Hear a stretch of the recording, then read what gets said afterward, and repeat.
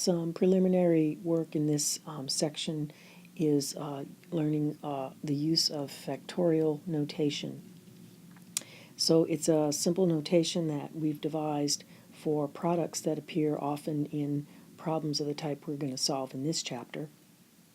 And so quite often we have to calculate products that have a certain pattern. And the pattern is that you start with a number like 9, and you multiply that times the number that's 1 less, which is 8, and then again times the number that's 1 less, so that's 7, and then times 6.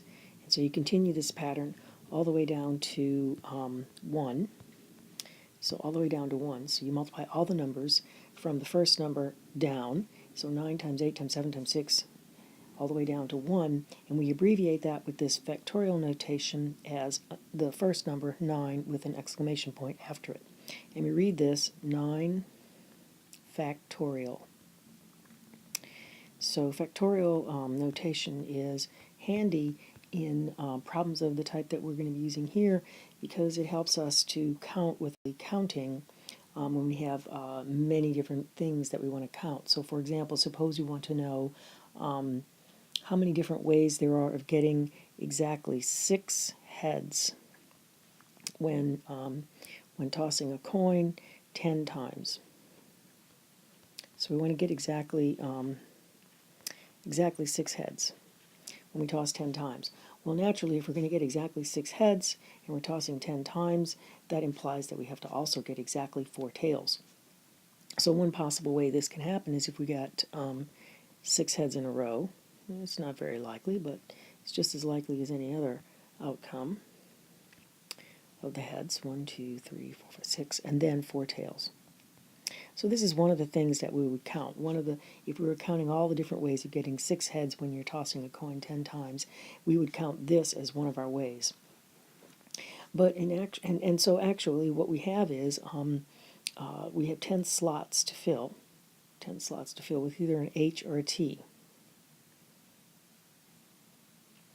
So if you think of it, how many different ways there are to fill the first slot? Well, there are 2 ways to fill the first slot. You can either fill it with an H or a T. You still have 2 ways to fill up the second slot, and 2 ways to fill up every one of these different slots.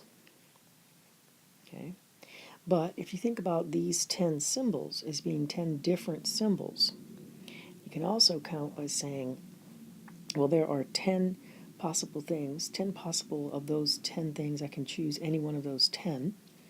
But once I've chosen one, say I chose this H, then now there's only 9 to choose from. And once I choose one, it doesn't really matter which one, there will be 8 to choose from, and then there will be 7. So you can see where this is going. Then there'll be 6 to choose from, then 5, 4, 3, 2, 1. And so what that tells me is this number 10, which is what this is 10 factorial, tells me the number of ways of arranging 6 H's and 4 T's. That's the number of ways of arranging the 6 H's and the 4 T's.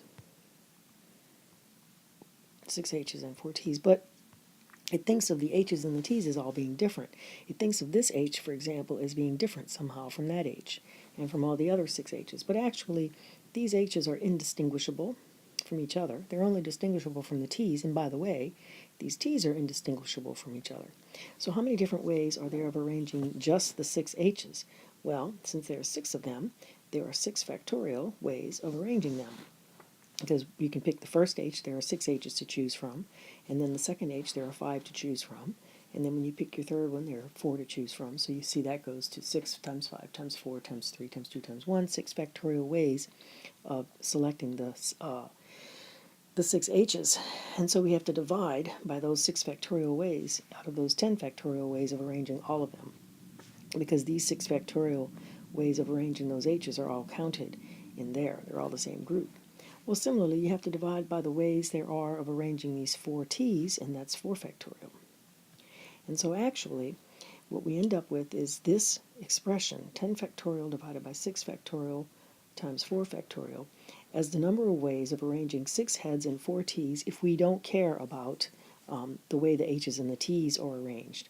And what we say is that's when we don't care about order. Order not important. Order is not important.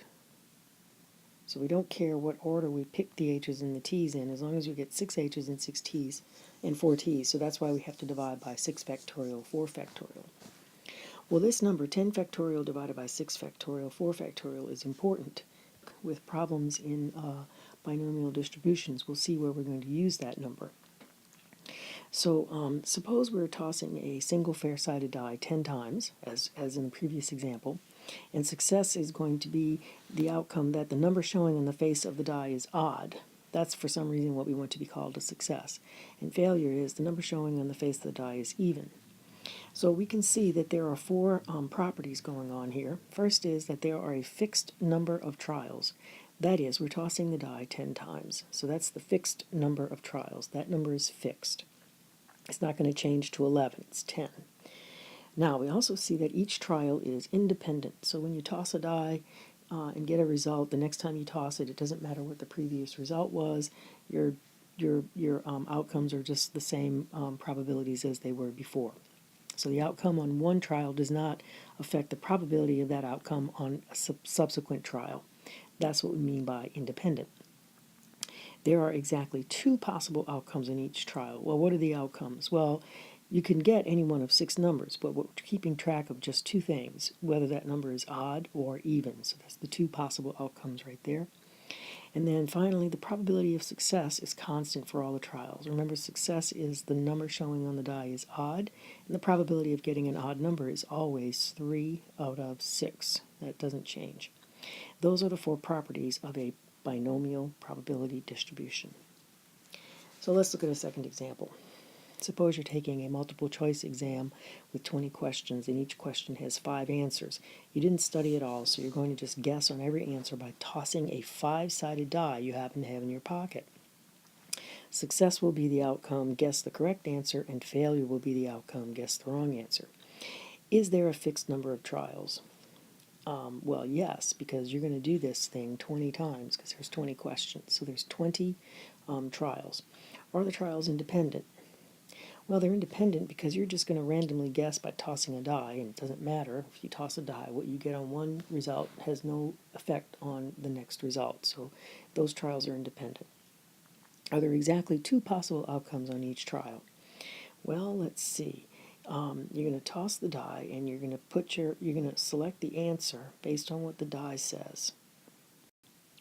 So in each trial, what's the probability of guessing the correct answer? Well, there's 5 answer choices. The die has 5 faces on it. You're just as likely, to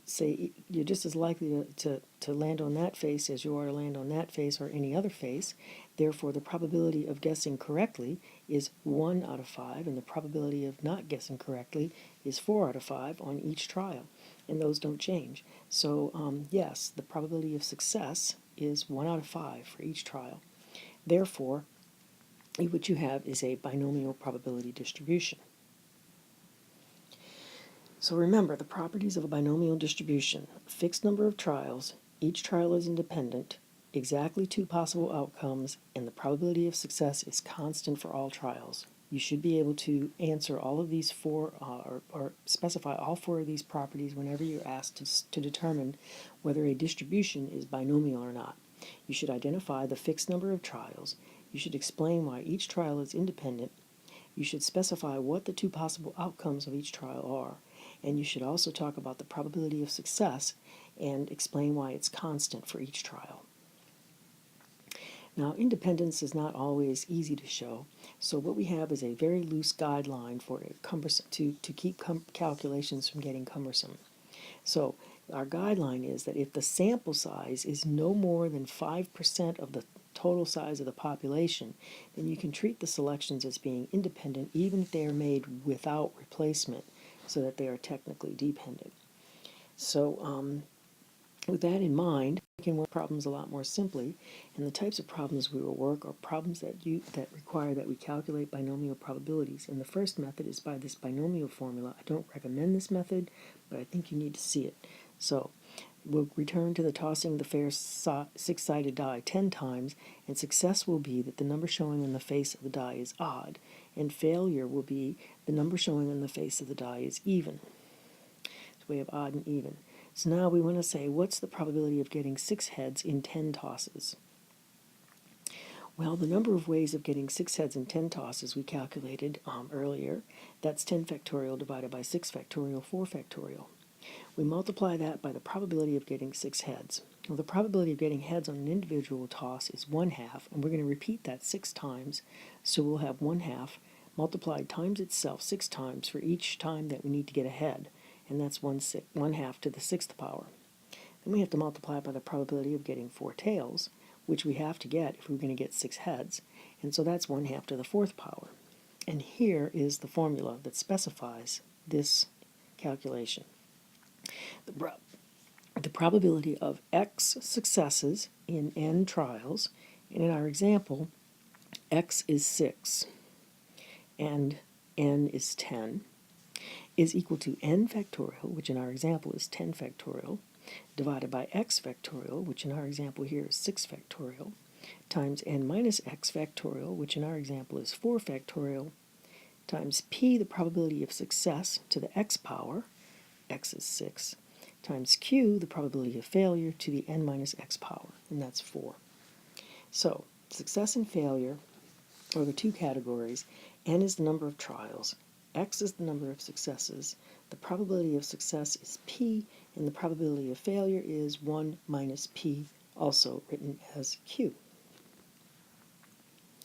So in using the binomial formula, if you are taking a multiple choice exam with 20 questions and each question has 5 answer choices and you didn't study and so on, you want to use the binomial formula for this, then we have 20 trials, and so that means n is 20, so we have 20, divided by, each question has 5 answer choices, and what are we going to do? We have 5 answer choices. Let's suppose that you have to get at least 15 correct, so you need 15 successes, so that's 15 factorial for the number of successes in n trials, and so that means you have to get 5 incorrect, so that's 5 factorial for the incorrect. And then p is the probability of success. Probability of success is 1 out of 5, because only 1 out of the 5 answers is correct, and you multiply that to the 15th power.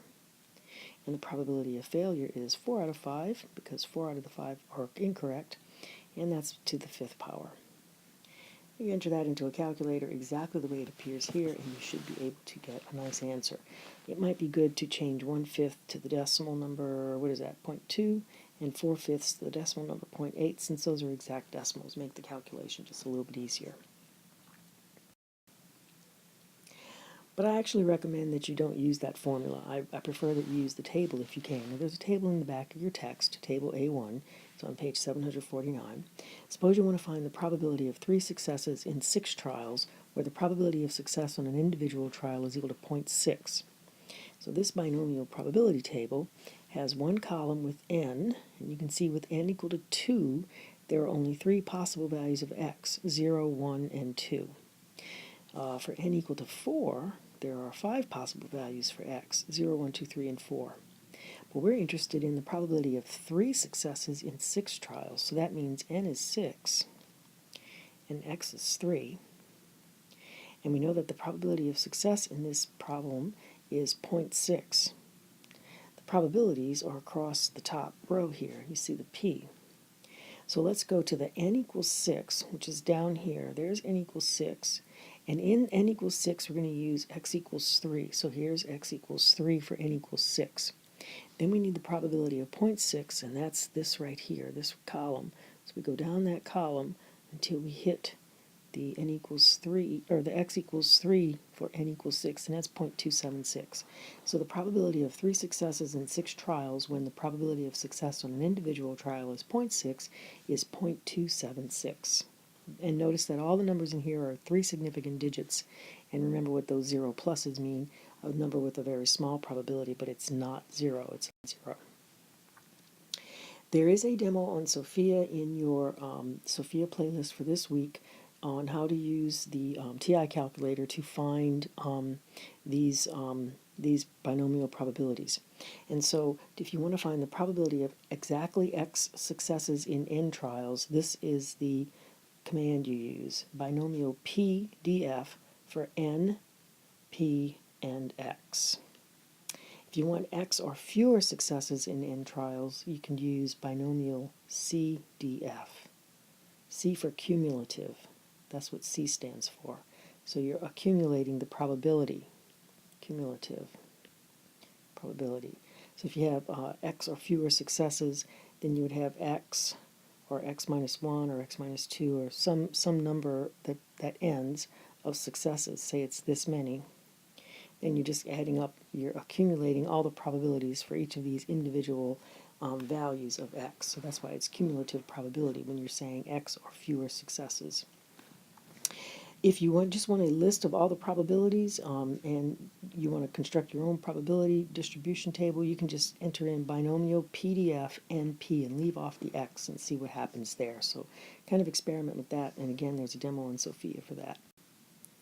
There's also a demo on Sophia that shows you how to use Excel or any spreadsheet program to calculate binomial probabilities. And so the probability of x successes in n trials using Excel, this is the command you would use. And the probability of x or fewer successes in n trials with Excel, that's what you would use. And again, there's a demo on Sophia for that. Finally, there's a demo on Sophia if you want to use the StatDisk program that came bundled with your text, and that one's a very easy one to use. The StatDisk program is actually probably the easiest one, so you might want to try that out. The last thing in this section is with the mean, variance, and standard deviation of a binomial probability distribution. Remember, the first part of Chapter 5 dealt with any discrete probability distribution, and those formulas were kind of complicated for that. But for binomial distributions, which is just a special case, it's a special case of a discrete discrete PDF. Binomial is just a special case of a discrete probability distribution function, PDF. The formulas are a lot easier. So to calculate the mean, you just multiply n times p. To calculate the variance, you multiply n times p times q. And then, as usual, for the standard deviation, you just take the square root of the variance. So work some problems.